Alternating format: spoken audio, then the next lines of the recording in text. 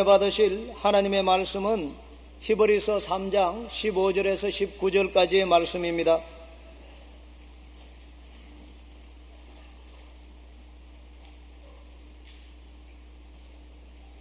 히브리서 3장 15절에서 19절까지의 말씀을 다 같이 합독하시겠습니다. 성경에 일러서되 오늘날 너희가 그의 음성을 듣거든 노하심을 격동할 때와 같이 너희 마음을 강팍해 하지 말라 하였으니 듣고 경록해 하던 자가 누구뇨? 모세를 쫓아 애굽에서 나온 모든 이가 아니냐? 또 하나님이 40년 동안에 누구에게 노하셨느뇨? 범죄하여 그 시체가 광야에 엎드러진 자에게가 아니냐? 또 하나님이 누구에게 맹세하사 그의 안식에 들어오지 못하리라 하셨느뇨? 곧 순종치 아니하던 자에게가 아니냐? 이로보건대 저희가 믿지 아니함으로 능히 들어가지 못한 것이라. 아멘. 패자는 쓸 곳이 없다는 제목으로 말씀을 나누고자 합니다. 어떤 독수리는 새끼가 날 수 있을 때가 되면 어미덩이 엎고 높이 올라가 공중에서 떨어뜨린다고 합니다. 열심으로 살려고 발버둥을 치고 날아가는 새끼는 기르고 그대로 노력도 않고 총알처럼 떨어지는 새끼는 죽도록 내버려 둔다고 말합니다. 자연에는 강한 자가 되어야 살아남고 약한 자는 강한 자의 먹이가 될 뿐이기 때문인 것입니다. 그것은 인간의 생존에도 마찬가지입니다. 역사를 통해서 보면 언제나 강한 민족은 약한 민족을 지배하고 수탈해 왔습니다. 이 지구상에서는 패자의 설 곳은 없다는 것을 우리가 잘 알고 있습니다. 첫째로 삶의 모든 면에서 패자의 설 곳은 없다는 것을 우리가 알아야 됩니다. 동물의 세계는 패배하면 죽습니다. TV 방영하는 아프리카의 동물의 세계를 보면 굉장히 마음이 조마조마합니다. 저는 동물 세계를 좋아해서 TV에서 나오는 아프리카의 동물 세계를 종종 바라봅니다. 그런데 그곳에 보면 사자나 표범, 가젤, 룩발, 누 등이 나오는데 언제나 사자와 표범이 가젤이나 룩말이나 누를 잡아먹어요. 그 어린 가젤이 살겠다고 뛰어가는데 사자나 표범이 따라가면 저는 혼자 앉아서 가젤 빨리 뛰어 빨리 뛰어 빨리 뛰어 빨리 뛰어. 아니 저놈의 자식 왜 가젤을 잡아먹으려고 그러냐. 뛰어. 그래도 별 수 없이 결국에는 가젤이 사자에 덮여져서 목이 물리고 죽어서 끌려가는 것을 보면 자연의 가혹함에 마음이 상합니다. 혹은 룩말이나 누들이 강을 건너가는데 엘리게이터들이 다가옵니다. 그들이 열심히 강을 건너가려고 하는데 엘리게이터들이 와서 그냥 확 달라들어서 목을 물거나 다리를 물어서 흔들어서 잡아먹습니다. 그런데 물살이 세니까 빨리 헤엄을 못 치고 여기에 엘리게이터는 잡아먹으러 오는데 마음이 답답해 견딜 수 없어. 빨리 뛰어 헤엄을 쳐 오른쪽으로 피해 왼쪽으로 피해. 나 혼자 앉아서 아무리 지시를 해도 안 들어줘요. 결국 잡혀먹는 것을 보고 너무 정말 마음이 아프기가 말로 다 할 수가 없었습니다. 인간의 세계에도 한 가지입니다. 패배자는 쓸 곳이 없습니다. 삶의 대열에서 떨어져 나가 버림받거나 잊어버림을 당합니다.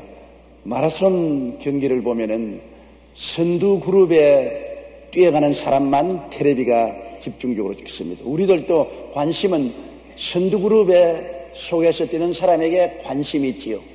그러나 선두 그룹에서 뛰다가 힘이 미쳐서 떨어져 나가면 우리의 관심사에서 떨어져 나가버리고 곧장 잊어버립니다. 항상 선두 그룹에 뛰는 사람들만이 관심의 초점이 되는 것입니다. 인생도 한 가지인 것입니다. 우리가 언제나 승리할 때에 모든 사람과 함께 뛰지 패배해서 뒤로 물러나면 잊어버림 바되고 제외되어버리고 마는 것입니다. 그저 세상의 동정의 대상이 되고 불쌍히 여김의 대상을 되지 곧장 사람들에게 잊어버림을 당하는 것입니다. 우리가 뉴올리언스의 큰 수해를 보았습니다. 그곳에 집을 잃고 상처를 입은 사람들에 대해서 어느 정도까지는 동정을 하지만은 얼마 있지 않으면 세상은 먹고 살기에 바쁘고 생존 경제에 바쁘기 때문에 앞을 향해서 뛰어가고 그들은 다 뒤로 쳐져버리고 잊어버리고 사람들에게 제외되어 버리고 마는 것입니다. 인생은 삶의 대열에서 떨어져 나가거나 버림받아 버리면 곧장 잊어버림을 당하고 마는 것입니다. 그러므로 항상 우리는 패배자가 되어서는 안 됩니다. 인생 경주에서 승리자가 되어야 되고 선두그룹에 서서 함께 뛰어야만 하는 것입니다. 그러면 둘째로 오늘 우리가 패배자가 되지 않기 위해서 생각해야 될 것은 패배가 어디서 시작하냐는 것입니다. 삶의 패배는 태어날 때부터 패배를 안고 태어난 사람은 없습니다. 또 운명적으로 패배할 수 없게 태어난 사람도 없습니다. 삶의 패배는 마음에서부터 시작하는 것입니다. 생활 환경이나 운명 때문에 패배하는 것은 아닙니다. 패배는 마음에서부터 출발합니다. 이스라엘 백성이 광야 끝 가데스 바네아에 와서 12정당꾼을 가나안 땅에 보내었던 사건을 여러분 잘 알고 있습니다. 40주 40야를 12명이 정탐하고 와서 10명은 굉장히 부정적인 보고를 했습니다. 그 보고를 들은 모든 이스라엘 백성들은 땅을 치고 통곡을 하고 장관을 세워서 애굽으로 돌아가자고 하나님과 모세를 대항했습니다. 그러자 하나님은 진노하셔서 10사람을 그 자리에서 죽이시고 부정적인 사람 모든 이스라엘 백성을 광야로 회진시켜 40년 동안 광야에서 방황하면서 다 죽게 만들었습니다. 오직 긍정적인 요수아와 갈렙만 그 후손을 데리고 적과 꿀이 흐르는 땅으로 들어갔던 것입니다. 그런데 이 10사람의 말을 듣고 낭패와 실망을 당하고 패배한 사람들은 어디에서 낭패와 실망을 당했느냐? 그들의 마음에서부터 출발한 것입니다. 생각에서 이미 패배한 사람은 어느 곳에 가나 패배하고 마는 것입니다. 꿈을 잃어버리고 가나안 땅을 사람 못 살 땅이라 비난하여 하나님의 말씀에 정면으로 대립했던 10사람과 그를 따르던 이스라엘 백성들은 이미 마음에서 패배한 사람들입니다. 이 사람은 어느 곳에 가나 패배할 수밖에 없기 때문에 하나님이 버리고 마는 것입니다. 민수기 13장 31절로 32절에 보면 그와 함께 올라갔던 사람들은 가로되 우리는 능히 올라가서 그 백성을 치지 못하리라. 그들은 우리보다 강하니라 하고 이스라엘 자손 앞에서 그 탐지한 땅을 악평하여 가로되 우리가 두루다니며 탐지한 땅은 그 거민을 삼키는 땅이라고 말한 것입니다. 이미 생각에 패배했습니다. 그 땅 백성은 강하고 우리가 보는 그 땅은 거민을 삼키는 황무지더라. 우리는 그곳에 가서 살 수 없다. 그렇게 마음속에 생각한 것입니다. 하나님께서는 젖과 꿀이 흐르는 땅이라고 말했는데 그들은 거민을 삼키는 황무지라고 말합니다. 하나님이 거짓말을 했나요? 그렇지 않습니다. 젖과 꿀이 흐르는 땅이라는 것은 꿈인 것입니다. 꿈은 현실이 아닙니다. 그러나 꿈을 바라듣는 사람은 꿈이 현실을 그렇게 변화시켜 가는 능력을 나타내는 것입니다. 믿음은 바라는 것들의 실상이요 보지 못한 것들의 증거라고 말한 것입니다. 그러므로 우리가 꿈을 현실과 착각을 하면 안 됩니다. 현실이 아무리 험하게도 꿈이 있으면 꿈이 현실을 변화시키는 것입니다. 하나님이 젖과 꿀이 흐른다는 거 하시면 반드시 젖과 꿀이 흐르게 현실이 변화되어 갈 수 있는 것입니다. 그런데 그들은 생각에서 이미 부정적이 되었기 때문에 패배는 생각에서부터 출발합니다. 마음 생각 속에 못한다, 안 된다, 할 수 없다, 나는 실패자라고 생각하면 그 사람은 결단코 실패하고 마는 것입니다. 지킬 만한 것보다 내 마음을 지켜라. 생명의 근원이 이에서 난다고 말했는데 마음에서부터 실패의 쓴물이 넘쳐나는데 승리할 도리는 결코 없는 것입니다. 생각이 부정적이면 패배는 기정사실입니다. 두말할 것 없어요. 사람의 말을 가만히 들어보고 이미 그 생각이 패배자의 생각이 있으면 그 사람은 절대로 실패하고 마는 것입니다. 시편 106편 24절로 26절에 저희가 낙토를 멸시하여 그 말씀을 믿지 아니하고 저희 장막에서 원망하며 야훼의 말씀을 청종치 아니하였도다. 이러므로 저가 맹세하시기를 저희로 광야에서 엎어지게 하시고라고 말한 것입니다. 이미 생각이 부정적인 사람들은 벌써 죽은 것이나 다름이 없습니다. 하나님께서 그들을 광야에 내리몰아쳐 다 그곳에서 죽게 만들고 말한 것입니다. 사무엘 스마일이라는 심리학자는 생각은 행동을 낳고 행동은 습관을 만들고 습관이 쌓이면 성품이 되고 성품은 그 사람의 운명을 결정한다고 했습니다. 운명은 벌써 생각에서부터 출발한다는 것입니다. 노만 빈센트 필 박사는 만일 우리의 머리에 패배감이 떠오르거든 그러한 생각에서 아예 몸을 피하라. 패배를 생각하면 실제에 있어서도 패배당하기 때문에 오히려 패배는 있을 수 없다는 태도를 취해야만 한다고 말하는 것입니다. 한 미국의 청년이 알프스 산을 오르다가 심한 갈증을 느꼈습니다. 그런데 준비해간 물은 이미 바닥에 나서 목이 말라 견딜 수가 없는데 마침 알프스 계곡 사이에 맑고 깨끗한 호수가 보였습니다. 그는 당장 내려가서 단숨에 물을 벌컥 들이키었습니다. 그래서 매우 물이 시원했고 갈증도 완전히 해소되었습니다. 돌아서는데 호수 앞에 경고판이 하나 띄었는데 거기에 보니까 포이즌이라는 말이 있거든요. 포이즌이란 영어로는 독이란 말인 것입니다. 깜짝 놀랐습니다. 자기가 물을 마시고 돌아섰는데 그 호수 앞에 서 있는 간판은 포이즌이라고 써 있습니다. 야, 내가 독을 마셨구나. 그러자 갑자기 구토가 나오고 배가 쥐어 털고 머리가 띵하고 열이 나고 어질거려서 몸을 가눌 수가 없었습니다. 창백해진 얼굴로 그는 빨리 동리로 내려가서 병원을 찾아가서 의사에게 내가 독이 있는 물을 마셨으니 이제 죽게 되었다고 살려달라고 그랬습니다. 의사가 독이 있는 물이 어디 있냐? 바로 이 산 언덕에 호수의 물인데 그게 간판에 독이 있는 물이라고 포이즌이라고 써있더니 의사가 뼈를 안고 있었습니다. 당신은 미국 사람이니까 불란서 말을 모릅니다. 여기 불란서 말로 포이즌은 보아종이라고 있는데 그것은 물고기란 말입니다. 물고기 잡지 마라 써놓은 것을 똑같은 다른데 영어로는 포이즌이라고 읽고 불란서로는 보아종이라고 있는데 영어는 독이란 말이고 불란서 말은 물고기란 말입니다. 그곳에 불란서 여행객들이 와서 하도 물고기를 잡으니까 물고기 잡지 말라고 써놓은 간판입니다. 당신 독을 마신 것이 아닙니다. 그러니까 그 길로 얼굴이 정상으로 돌아오더니만 배가 아프니까 아프지 않다고 건강해지고 까딱없이 했습니다. 생각으로 죽었다가 생각으로 살아난 것입니다. 사람의 생각은 자기 육체에만 그런 영향력을 미치는 것이 아닙니다. 사람의 생각은 자기의 운명과 환경에도 절대적인 영향력을 미치게 되는 것입니다. 그러므로 어떤 일을 하든 우리의 생각이 부정적이면 그 생각대로 패배는 기정사실이 되고 마는 것입니다. 부정적인 군인을 일선에 보내면 전쟁에 집니다. 부정적인 일꾼을 일터에 보내면 일을 성사시키지 못합니다. 할 수 없다는 사람이 어떻게 해내요?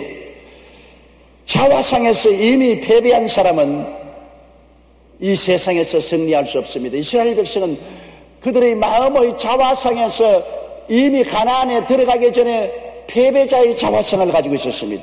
가나안 땅의 대장부에 비해 자기들은 메뚜기라고 말했었습니다. 말을 해도 보통이지 어떻게 가나안의 대장부에 비교하니까 자기들은 메뚜기들이라고 말합니다. 메뚜기가 들어가서 뭘 합니까? 벌써 패배한 것입니다. 민수기 13장 32절로 33절에 거기서 본 모든 백성은 신장이 장대한 자들이며 거기서 또 네피림의 후손 아낙자손 대장부들을 보았거니 우리는 스스로 보기에도 메뚜기 같으니 그들의 보기에도 그와 같을 것이라. 메뚜기 자화상을 가졌습니다. 여러분도 여러분 자신이 메뚜기라고 생각하면 아무것도 못해요. 메뚜기가 뭘 합니까? 깡충깡충 뛰다가 밟혀 죽을 수밖에 없죠. 메뚜기 자화상. 그런데 오늘날 너무나 많은 사람들이 자기들을 메뚜기 자화상을 가지고 있습니다. 이스라엘 백성은 한 가지입니다. 아예 싸워보기도 전에 나는 패배자라는 자화상을 가지고 있습니다. 나는 못한다, 안 된다, 할 수 없다, 돈이 없다, 능력이 없다, 실력이 없다, 학력이 없다. 나는 실패자라는 메뚜기 자화상을 가지고 있기 때문에 패배는 기정사실이 되어버리고 마는 것입니다. 세상에서 부정적인 자화상을 가지고 살아가는 사람들이 의외로 많습니다. 미국의 성형외과 의사이면서 심리학자인 맥스웰 말츠 박사의 말에 따르면 미국 인구 전체의 95%에 달하는 사람들이 열등감을 느끼고 살고 있다는 것입니다. 자기는 못하다, 못났다는 열등의식, 메뚜기상을 가지고 있습니다.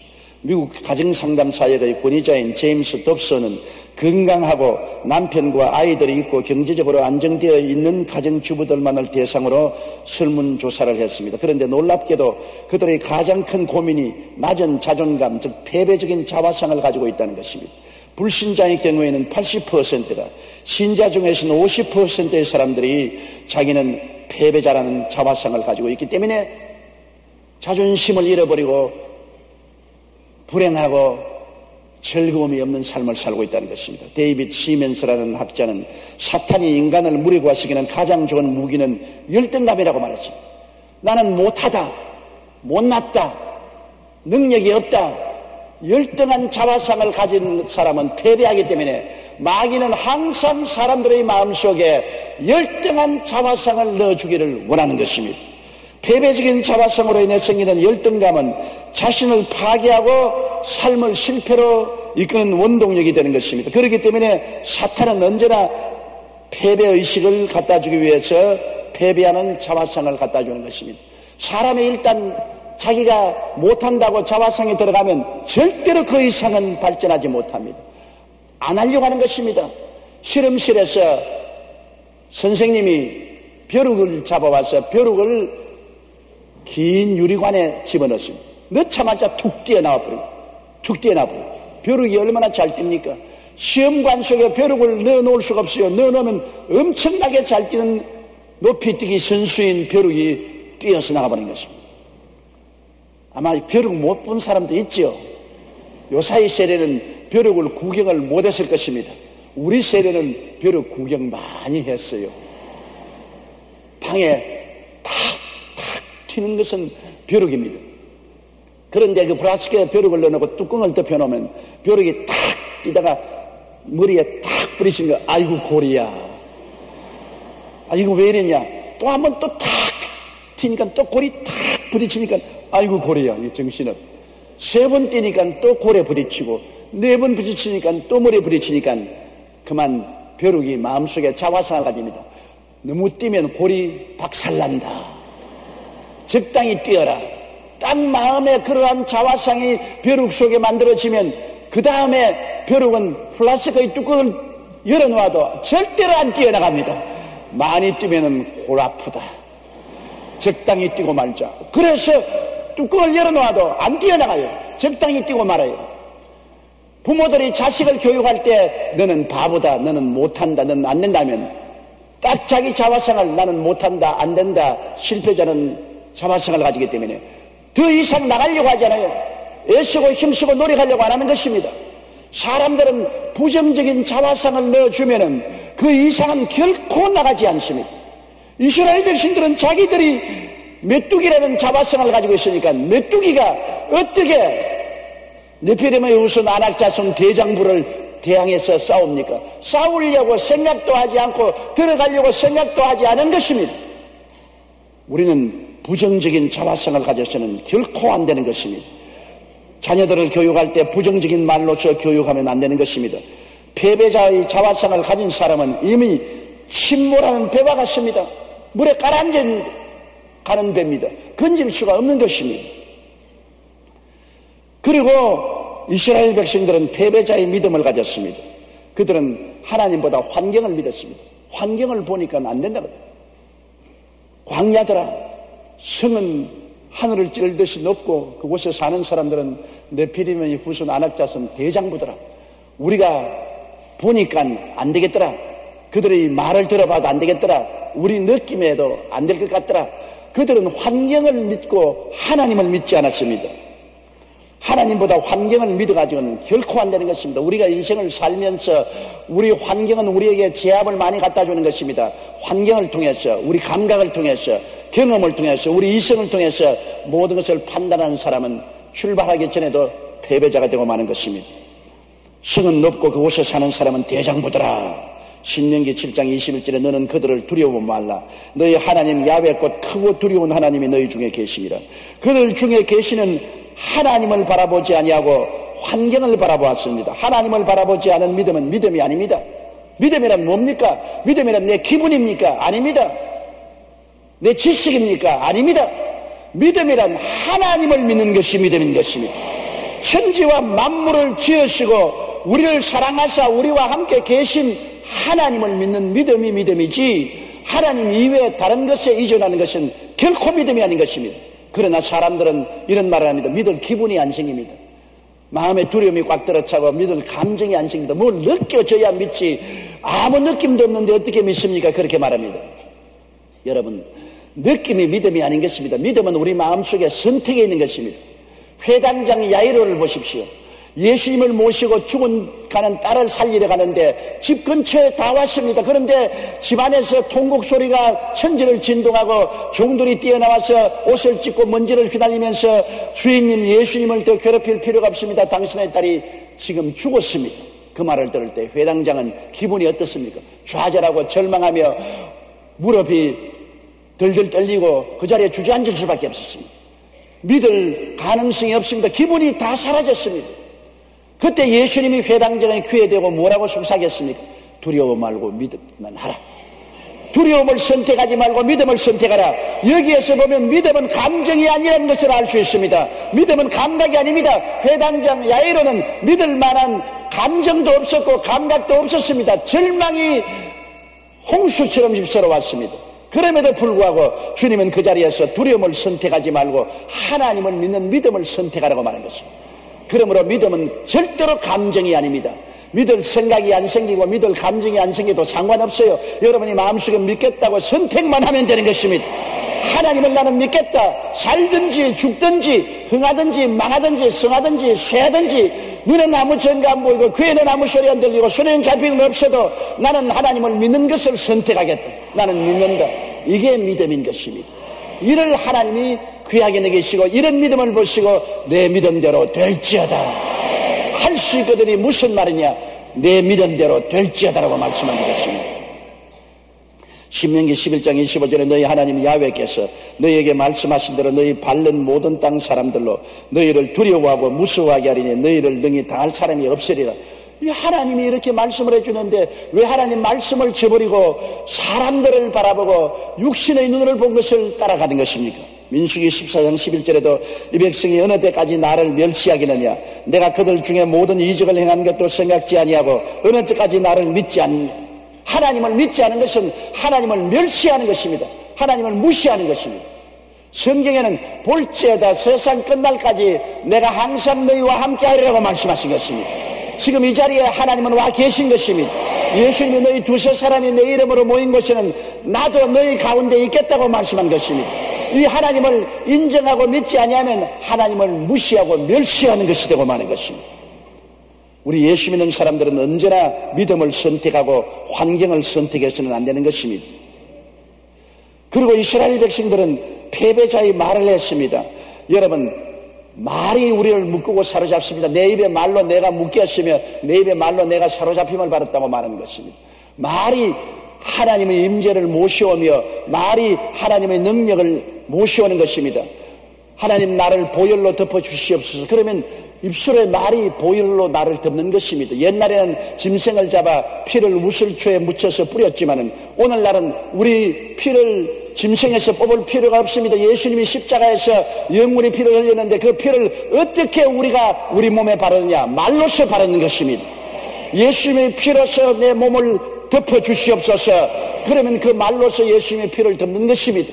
예수님의 보혈로서 우리를 덮어주시옵소서. 우리의 말로서 예수님의 보혈로 덮는 것입니다.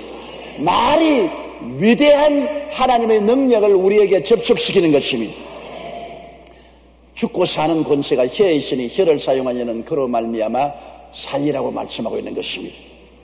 민수기 14장 1절로 3절에 보면 온 회중이 소리를 높여 부르짖으며 밤새도록 백성이 통곡하였더라.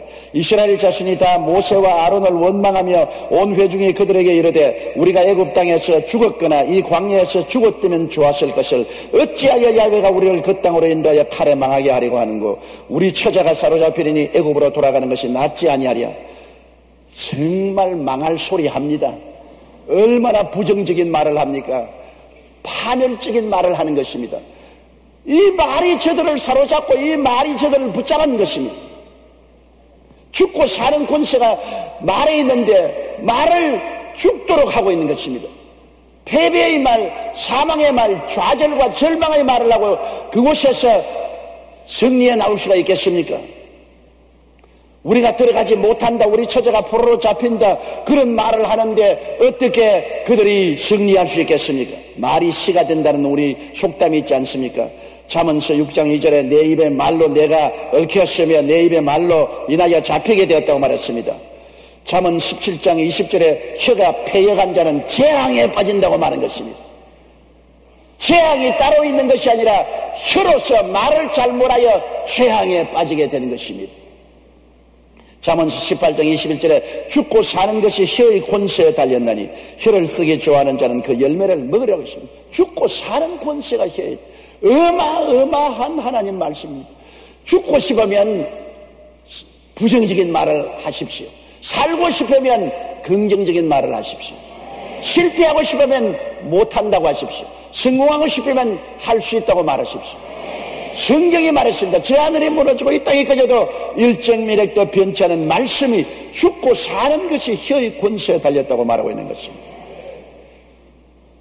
우리 한국인들이 너무나 죽겠다는 말을 많이 사용해서 얼마나 많은 사망의 사건이 우리 한국에 일어났습니까?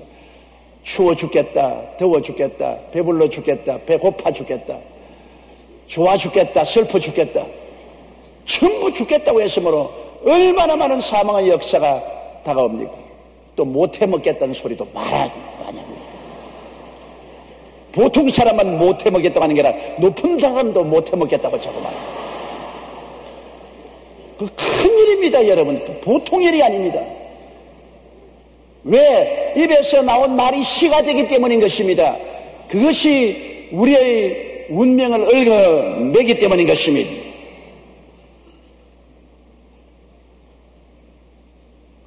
주님께서는 우리의 말에 대해서 깊은 관심을 기울이고 있는 것입니다. 예수님이 두로와 시돈 지역에 갔을 때 수로보니게 여인이 뛰어와서 주님이시여 내 딸이 흉악하게 귀신 들려 싸우니 고쳐주옵소서. 그때 예수님은 뭐라고 하십니까? 지금은 이방인의 때가 아니다. 이스라엘 잃어버린 양을 찾으러 왔으니 십자가 이전에는 이방인의 때가 아닙니다. 그러므로 내 자녀에게 줄 떡을 취하여 개에게는 줄 수가 없다. 이방인은 개다. 그럴 때 스로보니게 여인이 예수님께 꿇어 엎드려서 말을 주여 올소이다. 우리 개입니다. 그러나 개들도 자녀들의 상 밑에서 떨어진 부스러기는 먹습니다. 주님이 그 말을 듣자 오 여자여 내 믿음이 크도다. 내가 이 말을 하였으므로 내 딸에게서 귀신이 나갔느니라. 귀신이 들어오고 나가는 것도 그 어머니의 말에 달렸습니다. 개들도 상 밑에 떨어지는 부스러기는 주워 먹는다는 그 말에 예수님이 감당하시고 내가 이 말을 했기 때문에 내 딸에게서 귀신이 나갔다고 말한 것입니다. 그러므로 말의 비중이 얼마나 크다는 것을 여기 예수님께서 보여주고 계신 것입니다. 그럼 셋째로 왜 우리는 패배할 수가 없습니까? 베드로전서 2장 9절에 오직 너희는 택하신 족속이요 왕같은 제사장이요 거룩한 나라여 그의 소유된 백성이라고 했는데 이 말 한마디만 우리가 깊이 묵상해 봐도 우리는 결코 마음속에 패배하는 생각, 패배하는 꿈, 패배하는 믿음, 패배하는 말을 할 수가 없습니다. 패배는 마음에서부터 출발하는 것입니다. 패배가 조상 때부터 시작하는 것도 아닙니다. 가정에서 시작하는 것도 아닙니다. 환경에서 시작하는 것도 아닙니다. 패배는 마음에서 시작하는 것이기 때문에 패배를 중지시킬 수 있고 고칠 수가 있고 패배를 성공으로 변화시킬 수 있는 것은 우리 마음의 생각을 바꾸고 꿈을 바꾸고 믿음을 바꾸고 말을 바꾸면 운명을 바꿀 수가 있기 때문인 것입니다. 성경에는 우리 운명을 바꿀 수 있는 약속의 말씀이 주어져 있습니다. 하나님의 택하신 족속이란 말은 하나님이 기뻐하시고 좋아하시며 사랑하시는 대상을 말하는 것입니다. 하나님은 우리를 택하시다는 것은 하나님은 우리를 어마어마하게 기뻐하시고 좋아하시고 사랑하셔서 하나님 것으로 택했다는 것입니다. 에베소 1장 4절 5절에 곧 창세전에 그리스도 안에서 우리를 택하사 우리로 사랑 안에서 그 앞에 거룩하고 흠이 없게 하시려고 그 기쁘신 뜻대로 우리를 예정하사 예수 그리스도로 말미암아 자기의 아들들이 되게 하셨다고 말하는 것입니다. 여기에 보십시오. 우리를 사랑 안에서 기쁘신 뜻대로 그리스도로 말미암아 아들들이 되게 택한, 사랑하고 기뻐하시기 때문에 택하지 미워하고 안 좋아하는 사람을 택할 리가 없습니다. 그러므로 우리 마음속에는 하나님이 함께 계신다는 확신을 가질 수 있는 것은 하나님이 엄청나게 사랑하시고 좋아하시고 우리를 기뻐하시기 때문에 우리와 같이 계신 것입니다. 그런데 왜 우리가 패배의식을 가져야 되겠습니까? 하나님이 같이 계신데 왜 두려워하고 무서워 떨 리가 있겠습니까? 성경에는 왕같은 제사장이라고 말했습니다. 왕은 다스리지 않습니다. 성경은 우리를 그리스도와 함께 왕노로 타도록 만들었다고 말한 것입니다. 종노로 타도록 만들었다고 말하지 않았었습니다. 얼마나 하나님이 우리의 지위를 높여주었습니까? 창세기 1장 26절에도 하나님이 가라사대 우리의 형상을 따라 우리의 모양대로 우리가 사람을 만들고 모든 것을 다스리게 하자. 아담과 하와도 다스리는 자로 만들었지 종으로 만들지 않았지 않습니까? 오늘날 예수 믿고 구원받은 사람들은 그리스도와 함께 왕노릇하게 시험을 받은 것입니다. 죄를 다스리고 환경을 다스리고 질병을 다스리고 저주와 가난을 다스리고 죽음조차 극복하고 나갈 수 있게 만들어 주신 것입니다. 누가복음 10장 19절에 내가 너에게 뱀과 전갈을 밟으며 원수의 모든 능력을 제할 권세를 주었다고 말씀하시니 다스리는 능력을 가지고 있는 것입니다. 나같이 못난 사람을 하나님이 어떻게 그렇게 만들겠습니까? 하나님의 손에 얹혀지면 하나님은 여러분을 왕같은 사람으로 빚어내는 것입니다. 여러분이 스스로 왕이 되는 것이 아닙니다. 하나님이 그리스도 안에서 여러분을 왕으로 빚어내 주신 것입니다. 이탈리아의 유명한 조각가였던 미켈란젤로가 하루는 대리석 조각이 버려진 것을 발견했습니다. 그 하인에게 이 대리석을 내 조각실에 갖다 놓아라. 그 속에 갇혀있는 천사를 내가 풀어주겠다. 그리고 그 대리석으로 아름다운 천사를 찍어냈었습니다. 버려진 대리석을 미켈란젤로의 손에 얹혀지니까 아름다운 천사의 형상으로 조각되어 나온 것입니다. 또 한 번은 선배가 버린 대리석을 가지고 작품을 만들었는데 그것이 바로 저 유명한 다윗상인 것입니다. 대가의 손에 들어가 금이 가고 결이 그칠다는 이유로 오랫동안 버려졌던 돌이 아름다운 조각으로 변화될 수 있는 것입니다. 대가 중에 대가요, 위대한 조각가 중에 조각가인 우리 주 예수 그리스도의 손에 여러분이 얹혀지면은 주님이 어떠한 사람도 아름다운 승리하는 왕으로 만들어내놓고 마는 것입니다. 그러므로 주님이 우리 보고 예수 그리스도 안에서 너는 왕이라고 말한 것, 다스리는 자로 만들어놨는데 왜 패배자가 됩니까? 이것을 마음에 받아들여서 나는 운명과 환경을 예수님과 더불어 왕노릇 한다고 다스린다고 받아들이게 되시기를 주의 이름으로 축원합니다. 그리고 제사장은 하나님을 섬기며 하나님이 기업이 되시는 분이 제사장이요 축복군이 있습니다. 보통 사람은 보통 사람이지만 제사장은 특별히 하나님과 가깝고 하나님을 섬기는 사람인데 우리 예수 믿는 사람을 다 제사장으로 만들었습니다. 구약에 보면 제사장에게는 기업을 주지 않았습니다. 이스라엘 백성들에게는 땅을 나누어 주었는데 하나님이 제사장에게는 땅을 안 주었습니다. 왜? 내가 기업이라고 말하셨습니다. 하나님이 기업이라는 것입니다. 우리를 왕같은 제사장으로 삼았을 때 하나님과 특별히 가까이 계셔서 하나님을 섬기고 하나님이 내가 너희 기업이 되겠다. 너희 무엇을 먹을까 입을까 마실까 어떻게 살까를 내가 책임져 주겠다. 내가 너희 기업이 되겠다는 것입니다. 이스라엘 백성 중에 제사장은 기업이 없습니다. 하나님이 기업이 되셔서 하나님이 직접 먹고 입고 마시고 사는 것을 돌봐 주신 것입니다. 그리고 제사장은 백성들을 축복하는 축복권이 있어서 복을 빌면 복이 내렸던 것입니다. 이러한 제사장으로 우리를 삼아주신 것입니다. 신명기 18장 5절에 내 하나님 야훼께서 내 모든 지파 중에서 그를 택하여 내시고 그와 그의 자손으로 영원히 야훼의 이름으로 서서 섬기게 하였습니다. 이게 제사장의 선택된 지위인 것입니다. 민수기 6장 20절에 그들은 이같이 내 이름으로 이스라엘 백성에게 축복할지니 내가 그들에게 복을 주리라. 제사장이 축복하면 복이 내리는 것입니다. 여러분 가족을 위해서 축복하면 가족이 복을 내리고 이웃을 위해서 축복하면 이웃이 복을 내리고 나라와 민족을 위해서 축복하면 나라와 민족에 복이 내리는 것입니다. 왜냐하면 하나님이 여러분을 왕으로 제사장으로 삼았기 때문에 하나님과 특별히 가까운 사람들이요 하나님이 여러분의 기업이 되시고 축복권을 가진 사람들이 된 것입니다. 그리고 성경은 우리가 거룩한 나라가 되었다는 것입니다. 세상 나라 가운데 있는 하나님의 나라이요 하나님의 백성이요 하나님의 땅입니다. 하나님이 다스린 것입니다. 하나님의 나라니까 하나님이 왕이 되시고 주권자가 되시고 하나님이 지배하시고 다스리는 나라가 된 것입니다. 천국이 여기 있다 저기 있다 하지 마십시오. 여러분 한 사람 한 사람이 모두 다 미니 천국입니다. 옆에 있는 분들에게 당신은 미니 천국입니다. 그렇게 말씀하십니다. 여러분이 하나님의 나라요 하나님의 백성이요 하나님이 여러분 가운데 성령으로 거하시고 여러분을 돌보시고 다스리는 것입니다. 요한계시록 1장 6절에 그 아버지 하나님을 위하여 우리를 나라와 제상으로 삼으신 그에게 영광과 능력이 세시도록 있을지어다 그렇게 말씀한 것입니다.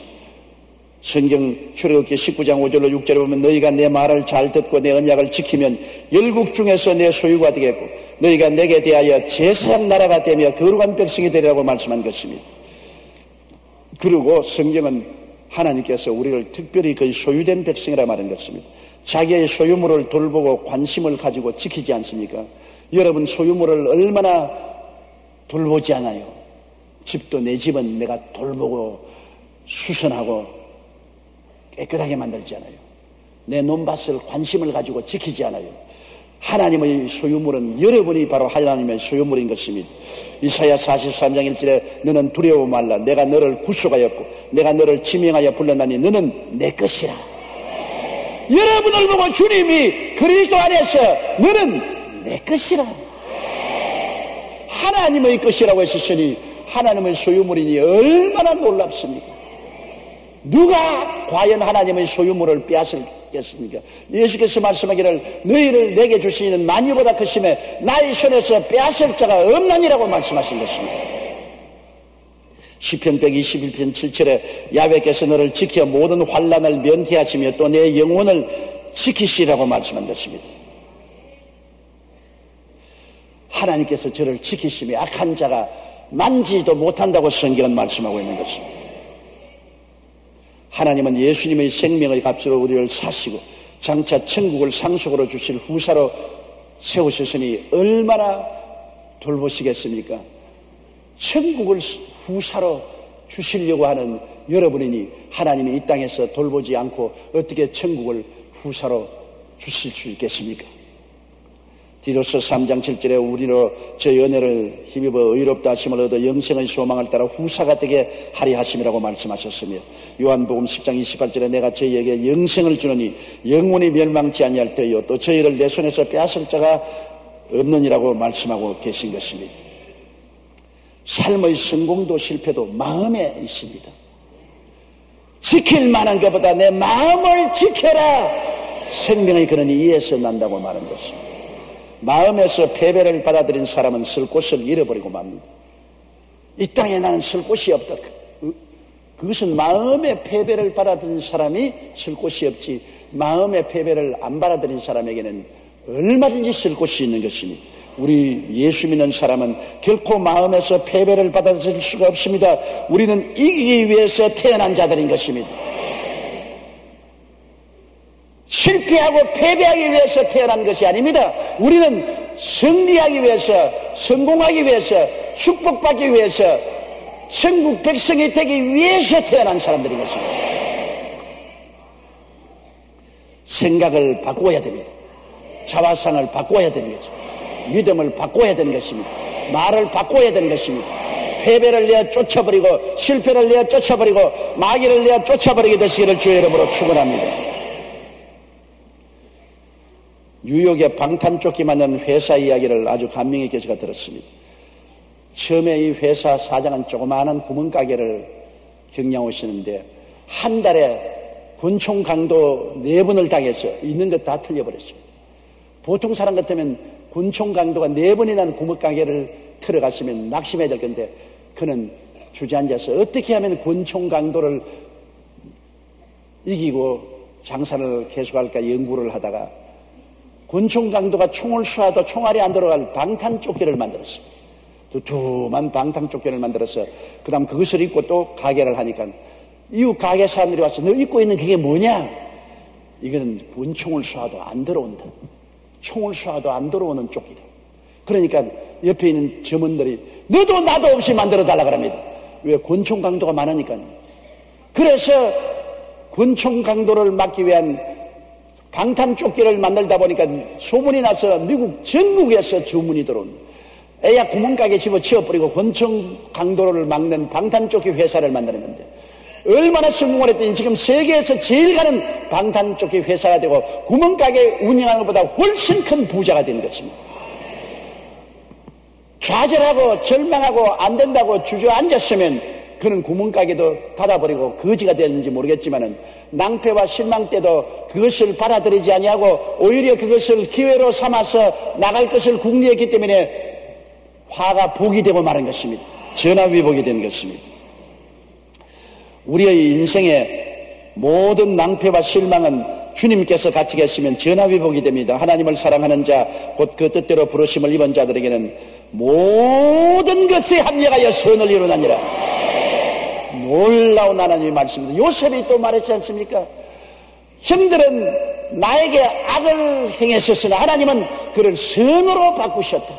악을 선으로 바꾸는 하나님이 같이 계신데 우리 마음속에 우리가 부정적인 생각을 받아들여서는 안 될 것입니다. 그러므로 오늘 이후로 여러분의 성공도 실패도 마음에서 시작한다는 것을 알아야 되는 것입니다. 패배는 마음에서 성공하고 실패와 성공도 마음에서 출발한 것이니 마음을 올바르게 교육시키고 바로잡으면 여러분은 승리할 수 있는 것입니다. 하나님의 말씀을 통하여 생각을 바로잡고 꿈을 바로잡고 믿음을 바로 가지고 바른 승리의 긍정적인 말을 하기 시작하면 운명이 달라지는 것입니다. 로마서 8장 33절로 39절까지를 우리 다 함께 소리내어 읽어보십시다. 누가 능히 하나님의 택하신 자들을 송사하리요? 의롭다 하시는 하나님이시니 누가 정죄하리요? 죽으실 뿐 아니라 다시 살아나시는 그리스도 예수시니 그는 하나님 우편에 계신 자요 우리를 위하여 강구하시는 자시니라. 누가 우리를 그리스도의 사랑에서 끊으리요? 환난이나 공고나 핍박이나 기근이나 적신이나 위험이나 칼이랴. 기록된 바 우리가 종일 주를 위하여 죽임을 당게 되며 도찰을 양같이 여김을 받았나이다 함과 같으니라. 그러나 이 모든 일에 우리를 사랑하시는 이로 말미암아 우리가 넉넉히 이기느니라. 내가 확신하노니 사망이나 생명이나 천사들이나 본세아들이나 현재일이나 장래일이나 능력이나 높음이나 깊음이나 다른 아무 피조물이라도 우리를 우리 주 그리스도 예수 안에 있는 하나님의 사랑에서 끊을 수 없으리라. 할렐루야. 하나님께 우리 박수하시고 그러므로 여러분은 사랑받기 위해 태어난 사람들이고 성공하기 위해서 태어난 사람들이고 축복받기 위해서 태어난 사람들입니다. 이 위대한 하나님의 은총을 만문을 활짝 열고 입을 넓게 열고 받아들이게 되시기를 주의 이름으로 축원합니다.